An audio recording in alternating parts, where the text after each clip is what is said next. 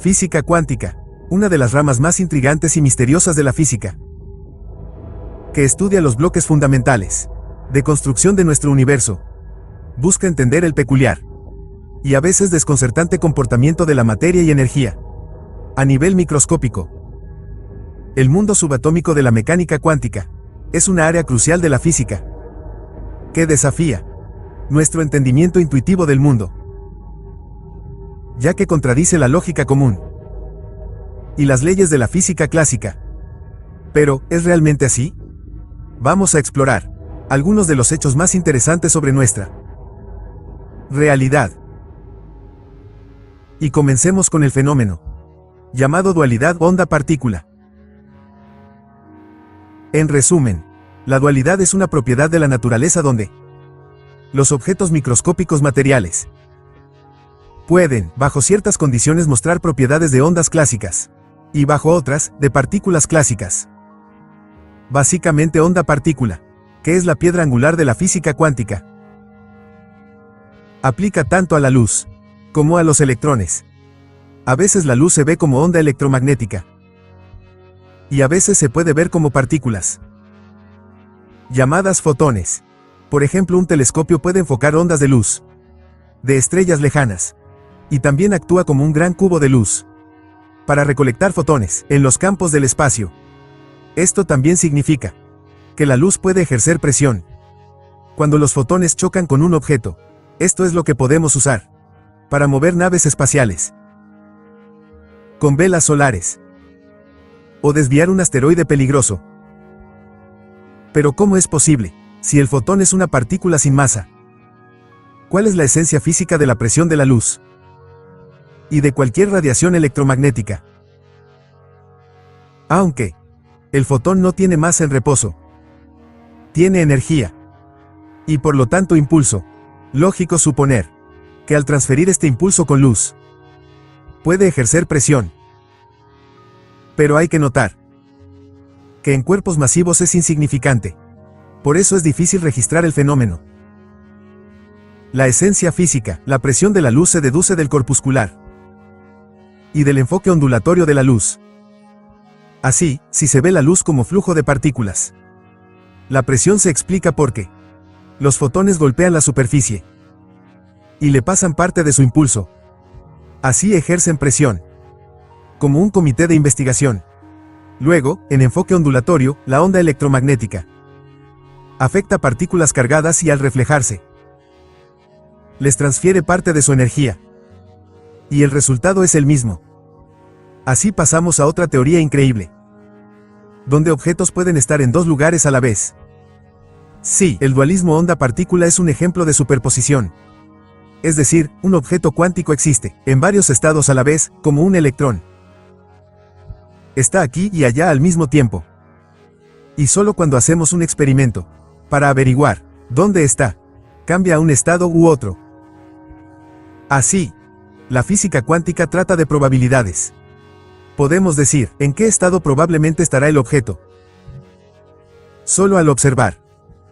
Estas probabilidades están en una entidad matemática llamada función de onda. Se cree que la observación colapsa la función de onda, rompiendo la superposición y haciendo que el objeto cambie a uno de varios estados posibles. Esta idea es la base del famoso experimento mental del gato de Schrödinger. El destino del gato en la caja sellada está ligado al estado cuántico. Ahora, el gato existe en ambos estados hasta que se realice una medición. Es decir, el animal está vivo y muerto hasta que abramos la caja sorpresa. Y este ejemplo nos lleva al multiverso.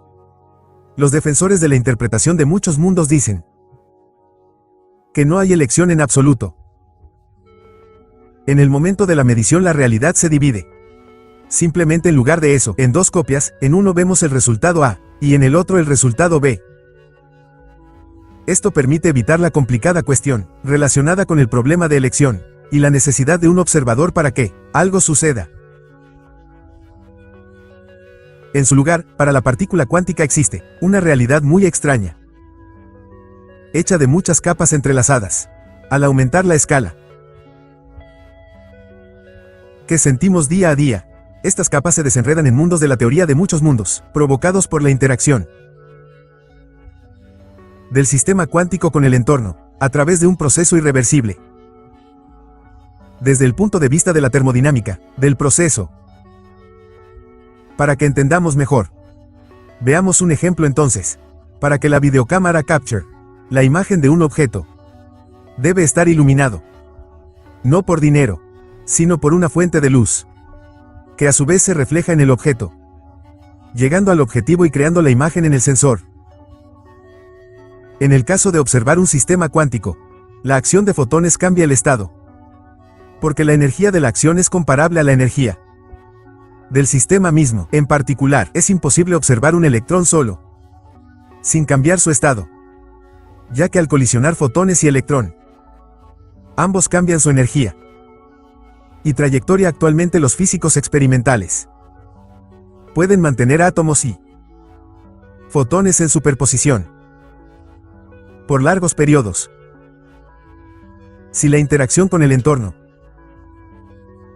se reduce al mínimo. Pero cuanto más grande el sistema, más alta su vulnerabilidad a influencias externas. En grandes sistemas complejos, compuestos de miles de millones de átomos, la decoherencia ocurre casi instantáneamente. Pero de experimentos en la Tierra vamos al espacio, donde la física cuántica nos ayuda a describir estrellas. El físico danés Niels Bohr mostró que las órbitas de electrones en átomos tienen tamaños predeterminados, llamados niveles de energía. Cuando un electrón pasa de un nivel energético más alto a uno más bajo, emite un fotón con energía igual al tamaño del intervalo. Además, el electrón puede absorber luz y usar su energía para moverse a un nivel energético más alto. Los astrónomos usan este efecto siempre. Sabemos de qué están hechas las estrellas, porque al descomponer su luz en espectro, similar al arco iris, vemos colores faltantes. Diferentes elementos químicos tienen diferentes distancias entre niveles de energía. Por eso podemos determinar la composición del Sol y otras estrellas por los colores faltantes. Si este principio funciona en la capibara es incierto. Sorprendente, pero sin física cuántica el Sol no brillaría. El Sol produce su energía en un proceso llamado fusión nuclear. En él dos protones, partículas cargadas positivamente, se unen, pero sus cargas iguales se repelen, como dos polos norte de un imán. Los físicos llaman a esto barrera de Coulomb, que representa como un muro entre dos protones. Protones, en teoría, chocan con el muro y se separan. Entonces no hay fusión. No puede haber luz solar. Pero si los vemos como ondas, es otra historia. Cuando la cresta de la onda llega al muro, la parte delantera ya lo ha pasado. La altura de la ola es un lugar donde el protón puede estar con más probabilidad. El protón parece atravesar la barrera y ocurre la síntesis. Los físicos llaman a este efecto túnel cuántico. Este efecto se usa en algunos dispositivos electrónicos, como las memorias USB, o dispositivos de almacenamiento, con fotos de nuestros compañeros de clase, donde la info se guarda como presencia, o ausencia, de carga en el volumen del óxido dieléctrico. Para eliminar esta carga, se usa el efecto túnel. ¿Cómo funciona? Se aplica un campo externo al dieléctrico, reduciendo efectivamente la barrera entre el óxido y las capas conductoras del chip. Es decir, el sistema se lleva a un estado donde los electrones del dieléctrico pueden tunelizar al objetivo externo. Y así, información valiosa afortunadamente se borra. Por cierto, respuesta a la pregunta de ¿por qué grabar en USB suele tardar más que leer? En realidad grabar es rápido, pero antes hay que borrar información previa en la celda de memoria. Por eso hay que esperar a que los electrones se muevan. Sorprendentemente, la física cuántica detiene el colapso de estrellas moribundas. Al final, cuando la fusión nuclear del Sol termine, nuestra estrella morirá, la gravedad vencerá, y el Sol se encogerá. Cuanto más pequeño se hace, más material se comprime. El Sol será delgado, pero fuerte. Y entonces las reglas cuánticas entran en juego, llamado principio de exclusión de Pauli. Dice que ciertos tipos de partículas, como los electrones, no pueden existir en el mismo estado cuántico. Cuando la gravedad intenta hacerlo, se encuentra con resistencia, que los astrónomos llaman presión.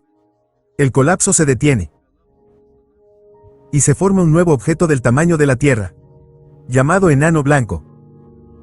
Pero eso no es todo. La física cuántica explica la evaporación de agujeros negros. La regla cuántica, llamada principio de incertidumbre de Heisenberg, dice que es imposible saber perfectamente dos propiedades a la vez. Cuanto más preciso conoces una, menos preciso conoces la otra.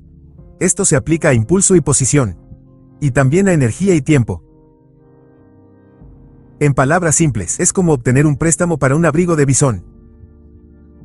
Puedes tomar mucho dinero por poco tiempo, o poco dinero por más tiempo. Si tomamos suficiente energía de la naturaleza, un par de partículas puede surgir brevemente y luego desaparecer rápido, para no pagar el préstamo.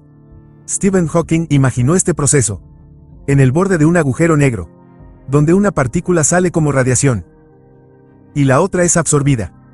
Con el tiempo el agujero negro se evapora lentamente, porque no devuelve todo lo tomado, prestado. Pero un dato interesante es que el mundo cuántico está muy ligado a la biología.